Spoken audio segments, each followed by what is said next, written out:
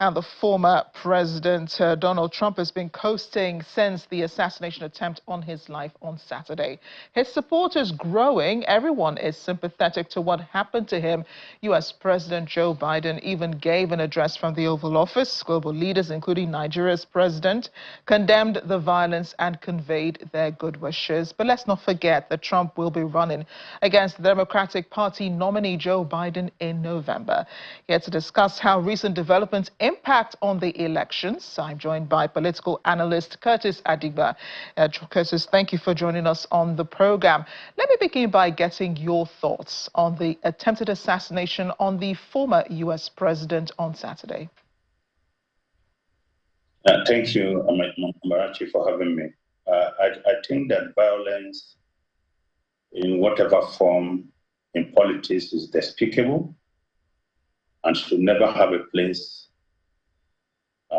in any country of the world. Not to talk less of the North Star of democracy, the United States of America.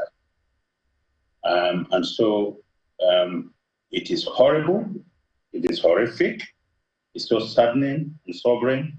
It should never have happened, but it did happen. And thank God that the gunman did not succeed in taking out Trump. Otherwise, by now, we know conspiracy theories would have been everywhere. What is important is that politicians all over the world must understand that the words they use have consequences and that words do matter.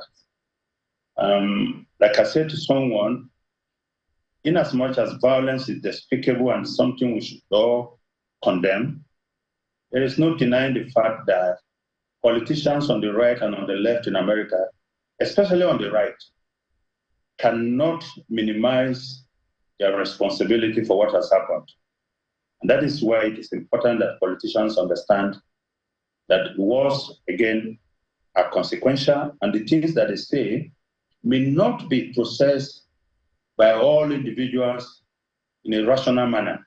And so it is important that they weigh and measure their words before they speak them out. Now, you have a situation in America where on both sides of the aisle, they frame political conversation around enemies of our countries. Now, if you hear people on the right describe people on the left, you think that these are people carrying guns wanting to destroy America, how they want to take their country back from the enemies of America, how the people on the left have destroyed America, and it's time to chase the enemies out of the country. And I think it's important that they're just beginning to realize what has happened. And don't forget that assassinations or attempted assassinations have always been part of American political history. Of course, you are aware that 4 American presidents have been killed or assassinated in the past. Abraham Lincoln, the 16th president, was assassinated. James Garfield, the 20th president, was also assassinated. William McKinley, the 25th president, was also assassinated. And then JFK, the 35th president, was assassinated. And there have also been a series of attempts. Of course, the most recent before that of Trump was Ronald Reagan. So it's not new. Indeed, it is not new, but it is sad, and I'm sure that you're very aware there are many who think that this was some sort of political manipulation. Did it seem like that to you? Well, you know, when things happen like this, there are bound to be different kind of interpretation. Now, if you look at the optics and look at the setting, for instance, questions have been asked as to how that young man penetrated the security architecture that was built around the former president, the perimeter, you know.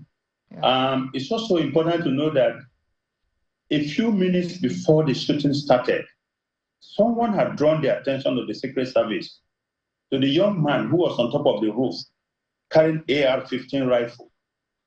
And a policeman also confronted him. He threatened to shoot the policeman. And in spite of all this, nothing happened. Again, I don't know if you saw what happened that as the shooting was going on and the former president was cowering down and Secret Service climbing on top of him, there was a woman who is so comfortable to the point of pulling out her phones and trying to record everything that was happening. So as a result of all this, a lot of people have come out to say, well, this probably may just be an organized kind of event to draw attention to the former president and then rile up his base. But I want to believe that there were a lot of people who dropped the balls and that indeed there was an attempt to assassinate the former president. For whatever reason, we still don't know because the FBI, up to this moment, has not been able to establish any motive. What we do know, as a matter of fact, is that this young man who lives in Bethel Park, just a few miles away from Butler, where the event happened, is a registered Republican, but he's also giving money to causes by the Democratic Party. So not until these issues are unraveled and then a motive is established, we'll still continue to have this conspiracy theory.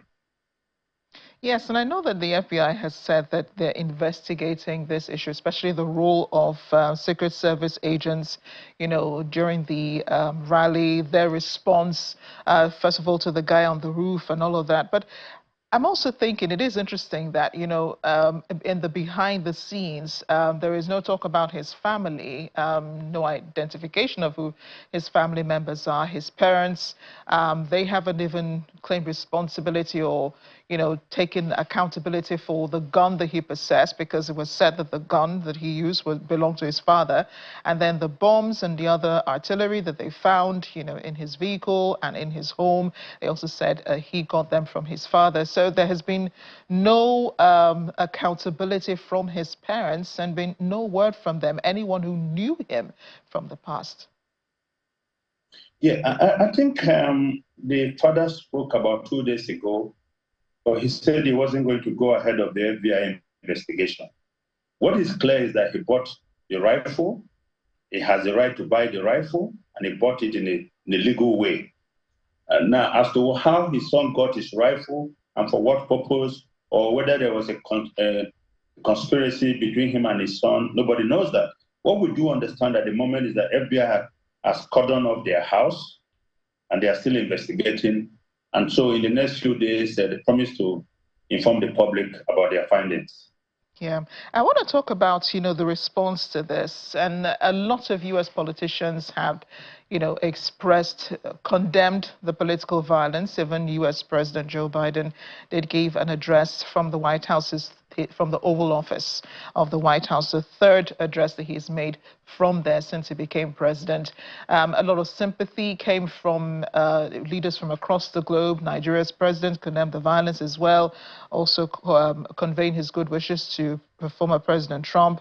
You had the French President Emmanuel Macron also condemning political violence. Former U.S. President Barack Obama also condemned, the violence as well. Current Vice President Kamala Harris also condemned the violence. There's so much sympathy for Trump at this time, almost making everyone forget that, the former president will be running in the November elections, and he'll be running against current President Joe Biden. Yeah, it is good to see politicians come together in unity for a noble cause like preaching against violence in politics. But again, we must not forget that this did not happen in isolation.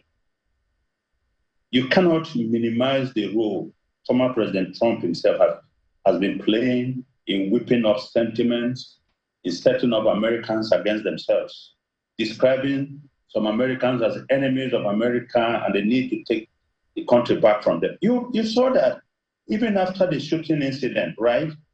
You would expect that when he gets up, he should have been sober. But all he did was to raise his fist and say, fight, fight, fight, thereby rallying up the people. But the interesting thing is, I heard last night that Trump has changed his speech. He was going to give a very hot, divisive, and incendiary speech. But given what happened, the campaign decided that there was a need for him to tone down his rhetoric and try to bring unity into the country. Not only him, J.D. Vance, who he had advised shortly before the convention started that he was going to be speak for the VP position, also had to change his speech.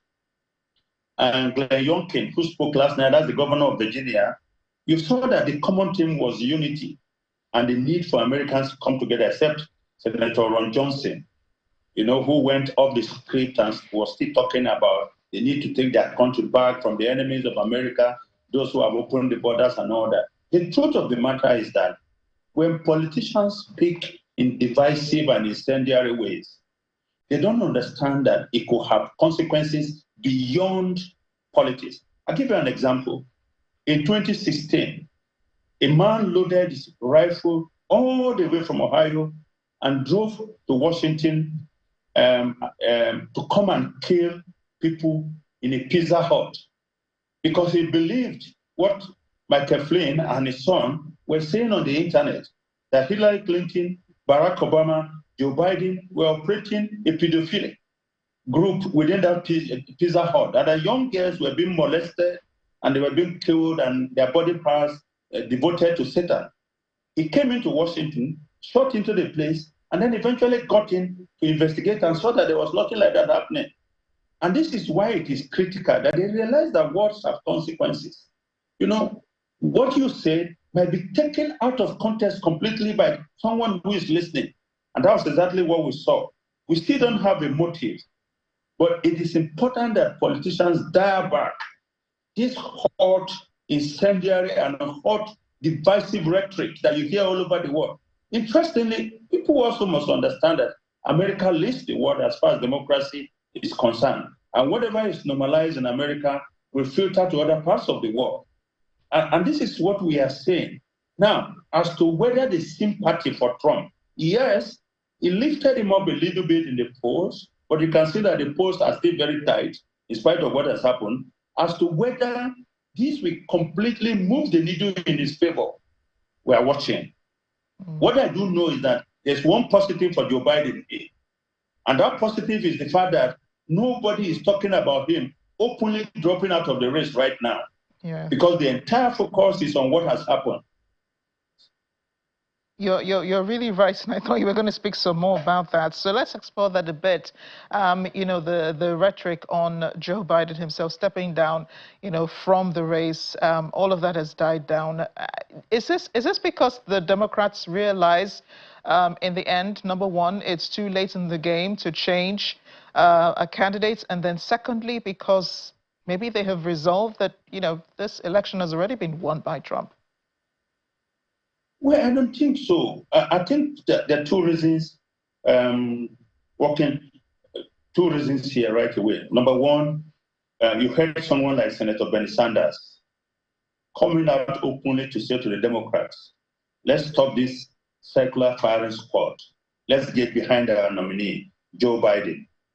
That's one trend in the Democratic Party. The second trend, are those who are on the fringe right now, saying the president does not have what it takes.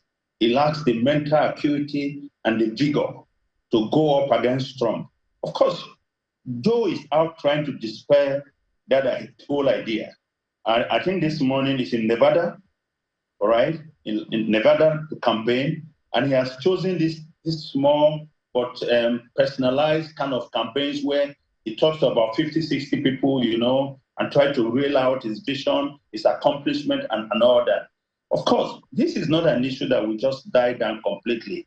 But what is important, and I think what the Democrats are beginning to look at is that, okay, even if we bump off Joe Biden right now, who is going to be our candidate in the election that is capable of setting up this campaign right now?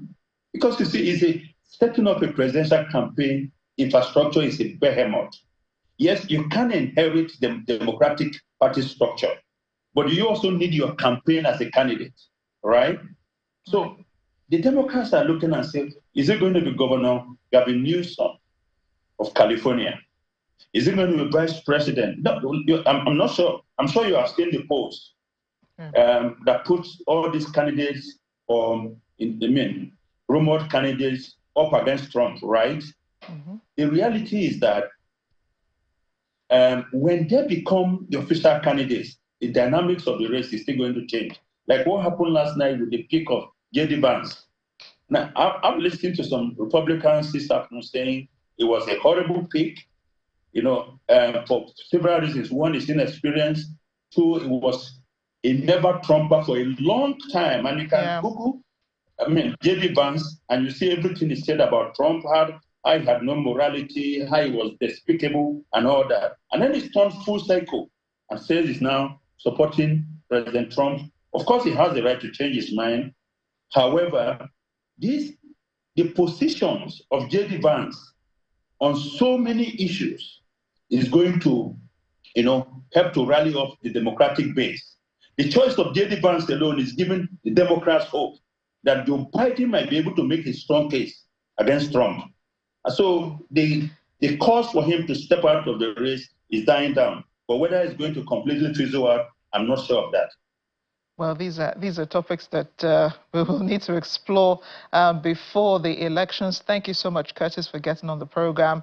We'll sure be reaching out to you, as developments come. Thanks again.